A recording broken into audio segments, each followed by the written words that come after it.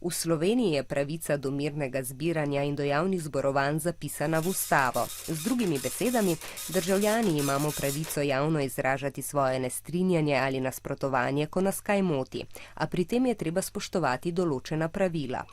V zadnjem času so protesti v Sloveniji pogosti. Že dlje časa ljudje protestno kolesarijo ob petkih.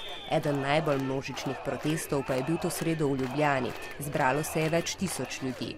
Nekateri so opozarjali, da nasprotujejo ukrepom za preprečevanje širjenja novega koronavirusa, denimo pravilu PCT, in temu, da se ukrepi hitro spreminjajo. Drugi so prepričani, da novi koronavirus sploh ne obstaja, a to ne drži.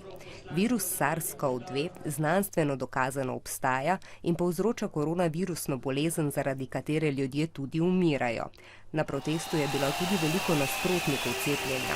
Nekateri zbrani pa so opozarjali, da cepljenje ni dobro organizirano, saj je najverjetneje zaradi zapletov po njem ta teden umrla mlada ženska.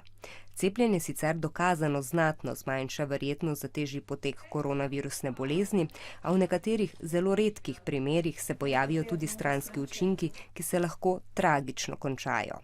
Pred stavbo Državnega zbora v Ljubljani se je v sredo torej zbrala množica sicer zelo različnih ljudi, ki jim je skupno to, da so jezni in močno razočarani nad zdajšnjimi razmerami v Sloveniji.